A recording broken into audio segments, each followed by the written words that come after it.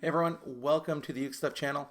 Today we are reviewing under the uke guide format the Vangoa UK-23 concert ukulele. It's a mahogany laminate ukulele that was sent to me to review by www.dealspeedup.com. And again, this is not a paid advertisement. If someone sends me a ukulele to review, I'm going to review it, and I'm definitely going to say where it came from. So that is where it came from again, www.dealspeedup.com. Now let's talk about this ukulele. In these reviews, I use the uke guide format, which is kind of an idea that I took from the appliance energy guides you get when you buy a new appliance. Kind of way to look at an instrument in a different way than perhaps other people are looking at it on YouTube and other places. So using the uke guide format, first of all, I look at subjective issues, and I look at the objective issues of the instrument, and then I kind of summarize my thoughts. So it's kind of an interesting overall little entry-level ukulele. It is an entry-level uke. There's no question about it, but here's the point. I am a firm believer in getting people started on a less expensive instrument. There are a bunch of people out there that look at new players and say, hey, go buy the most expensive instrument that you can buy to start off with. And that isn't really good logic because number one, not all expensive instruments are good playing or good sounding instruments. In fact, if you listen to the people that even do the Hawaiian brands, they send models back to the factory saying this isn't a good one. So just buying expensive isn't the solution. And second, if you don't know that you're going to fall in love with this instrument, why would you want to put yourself out in terms of that much capital? And I think sometimes the people that honestly tell people to buy the most expensive instrument that they can are really hoping that they're going to quit playing so that they can buy that instrument themselves. I really do think that because it's not logical when there are a lot of good options for entry-level instruments that you can play for a while and learn about the instrument and learn some more before you go buy your next one. It's a really smart plan. And one of my rules now is if you are a new player and you're buying your first ukulele, don't buy your second for 30 days. Actually get a calendar and circle the date that you allow yourself to buy your second ukulele because generally people don't just stop with one. It's kind of like Pringles potato chips. That's a commercial we have in the United States here where you just can't stop eating them. Or maybe it's Lay's. It's one of the two potato chips that we sell. If you're from the UK, it'd be Crisps. But anyway, so with an ukulele, buy your first one. Make sure it's a good entry-level model and then progress to the next instrument after 30 days. Learn how to play, learn more about it. All right, now this instrument in particular comes with a bunch of stuff, so it's kind of a bargain there. And its entry-level price is less than $60, although it has been on sale for even less than that at times. And how dealspeedup.com works is that you buy through them and they take you to a link to Amazon. Kind of a neat plan because you're still getting the safety of purchasing via Amazon, but you're doing it through another company. I'm okay with that. That seems fair to me. That seems to be a fair way to make a living in this world in the combination of utilizing Amazon and its power and then also perhaps working with the vendor. I'm fine with that. I think that's actually a pretty smart plan. If more people can do that, I would support that all the time.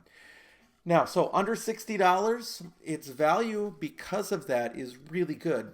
Now, there are a lot of instruments in this $60 range, and you're going to have to do some work and some decision of which one is the best for you. And there are some that will come set up a little better.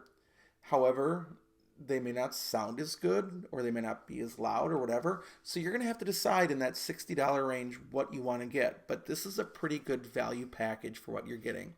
The build quality overall is okay. There's a couple things that concern me, and I'm just going to state what they are.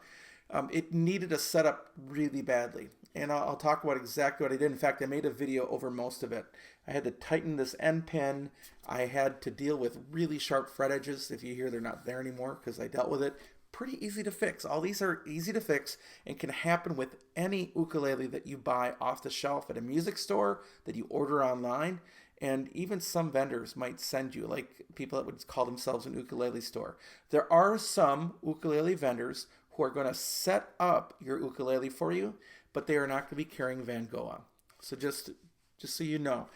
So sharp fret edges that I had to deal with, had some rattling buzzing, but just looking at it, it was just these nuts that hold down these tuning mechanisms had to be tightened a little bit. Not a big deal. 10 millimeter wrench, it's quickly done. Dry fretboard, so I dealt with that, and now that's just fine. And those were the things. And a couple other little quality things. I don't know if you can see it on the video, but there's a really decent scratch at the bottom, really scruffy on that part. For the rest of the ukulele really not being scruffy at all, that's kind of weird. And then the other weird one is one wonky tuner. Now again, not deal breakers, all the setup stuff. Oh, and the high string action too. And we'll come back to that.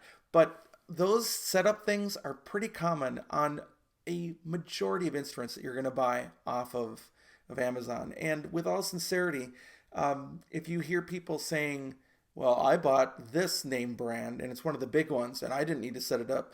Well, I bet if I took a look at your ukulele, it probably did need some things, but that's okay too. Now, there are a couple companies that are sending ukuleles spot on set up. And again, like I said, there are some vendors that do it. So if you buy this one, just be aware that you're going to have to do some of those things yourself. Check my video that I made previously about setting this up before the review, so that if you want to know more about that. Okay, so build quality, generally okay, a little bit less than because of the things that I need to set up and the couple minor little things in there. Appearance, overall, I think it's really attractive. You have the laser etch sound hole, which in a rosette, which is really nice. It has really nice purfling. It has that ABS binding and then the purfling after it. It took me a while to figure out all the terminology too. Like most people, the binding is the white thing that puts on the side that connects it. A lot of laminates don't have that. They'll just stick them together. And then it has that purfling edge around it, which is really nicely done. And the back has the binding as well. They do a good job with the heel matching the body there, which is really good. So the appearance, different kind of headstock, different kind of logo. It sort of looks like a bass clef without the dots for the Vangoa. Even the sound hole label is a little laser etched sound hole wood label. That's pretty nice. Notch kerfing in the inside. That's the thing that holds the sides and the tops and the back together, is that little layer of things in there. It looks generally it's really an attractive ukulele. So I like that. Now, it's not super blinged out. You don't look at this and be like, oh wow, that's amazing. It's kind of plain with the exception of that sound hole, but the mahogany laminate looks pretty nice. Yeah, I like it. I think this is very nice. Plain is not bad if it's done right. Availability. It is available right now through Amazon, and I understand that dealspeedup.com is going to make sure that they have a link to this one, and they also have some other Vangoas, which I would imagine would fall in the same area of quality and what you need to do with it. Playability, generally pretty playable. It's a pretty standard setup in terms of nut width and string spacing for an ukulele. However, having to deal with the sharp fret ends and other things before you even start playing it does take away from the playability a little bit. And the reason why I mention that is that if you're a brand new player, you're going to be afraid to do some of those things on your ukulele at first, even if it's a $60 ukulele, because to you, that's your first ukulele. You don't want to damage it. And so you may not want to take the sanding sponge and deal with sharp fret ends in a quick way on your ukulele. But you also don't want to be playing there for months with a high string action or with sharp fret ends, because that's not going to make playing very enjoyable. Setting a ukulele up in terms of string action does take a little bit more. You may, if you can't do it yourself, you may want to take it to a luthier, and that may cost you an extra $25 to $50 to have done. In terms of sound quality, I think it's really good for laminate once it's sorted out. I think you already heard that at the beginning of the video. It's not overly boxy like some laminates are. It has pretty good sustain. It's not super dark. It's got pretty good punch and volume. I like it overall, and that's partially because it's really thin laminate on the top, and it's very drum-like. So for that quality alone, it's really good. I reviewed a ukulele not too long ago that had a really thick top, and it just sounded dead. This one is not a dead-sounding ukulele. So that's why if I was going to buy an ukulele for someone and I knew how to do a couple setup things like I do, I would have no problem buying one of these, spending the 10 minutes that it takes to sort it out, and giving it to somebody as a great starter uke. So I think really sound quality for laminate entry-level ukulele is pretty good. I like it. It has a little bit of an arch back, but not much. It's mostly flat, but there is a little slight there that does probably help with the sound. But in general, really, that's where, as a instrument for a beginner, once you get it sorted out, I think the sound is nice enough that you can play this for a while without needing to buy that second, third, fourth, and fifth uke right away. Well, let's get to specifics about the instrument, the objective data about it. I may have to put on my glasses occasionally to double check my list. I try to avoid the glasses because of the glare, and then the glasses that I have that I can tilt down are really thick and chunky and look kind of funny. So I'm trying to avoid doing that during the video. So let's go. First of all, it is a concert ukulele, and its scale length is slightly larger than 15 inches. Now, when we talk about scale length, we talk about the length from the nut to the saddle, and it's 15.125 inches, just slightly above, with 17 frets, 12 to the body. There are no side marker dots, so that's kind of a disappointment. In fact, there was actually one thing I forgot to mention is that there was kind of a weird brown stain. In the previous video, I showed how I sanded most of that off. So you do not get side marker dots with this ukulele. The body style is a traditional double bout, so top bout, upper, lower bouts there. The soundboard is laminate mahogany, as is the rest of the body, except for the ABS binding. Fretboard is walnut, and the bridge is walnut. It was developed and produced during that time where rosewood was more restricted. Those restrictions are now lessening. The bridge is also a tie bar bridge, so that you have to do the knots. There are a bunch that are slotted or pull through. This is a tie bar.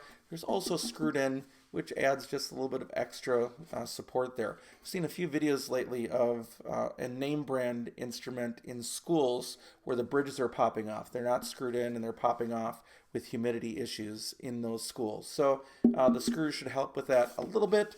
But anyway, that's your bridge, just a walnut tie bar bridge. It has a very flat fretboard, no radius. Generally, you don't get into a radius fretboard at this price point. The nut and saddle are both plastic, and the saddle is already kind of low there. And we'll talk about that when it comes to action in a second. Flat, straight saddle, it's not compensated. The finish is satin. The overall length is 23.25 inches, not counting the strap buttons. Strap buttons come with it. The tuners are closed gear tuners, and again, there's that one mini eyesore, a crooked tuner there. It's, it's one of those things you got to do is make sure that the tuners are straight. The action at the first fret was pretty high. It was nearly 1.0 millimeters at the first fret, which means if that action is high, you have to pull down the string further to play the note, which pulls the string out of tune and is also harder on your fingers, especially in those first position chords where a beginner is going to live all the time. In fact, a lot of non-beginners still live there all the time. So if you're playing up there, one of the most important things you can do is make sure that the action is set well at the nut. That will make playing a world of difference as you learn it, as you learn the instrument. So keep that in mind. At the 12th fret, however, the action was really pretty low, 2.25 millimeters. So it was kind of high here, kind of low there. They did a good job of figuring that out. I mean, 2.25 is lower than average, but it's still very playable. So I wish they would have paid a little more attention up there. Now, I did go through and lower the action at the nut. So this is now at 0.5, which lowered its geometry, to just about 2 millimeters now after setting it up. And there's no way, you can what we call shim up the saddle if you need to, but it's still pretty playable right now. Sometimes making a saddle too low will not allow the instrument to project either. The strings need room to vibrate. So it's okay though. It's okay. Um, I should also mention that I believe it said it came with Nile gut strings, but the color of those strings are not Nile gut. They're something else. They're not the Dario. Not sure quite what they are, but you may want to try different strings on that instrument. I think it would even help bring out the high tones even more and make it a little more balanced. So I have to cheat for a second here.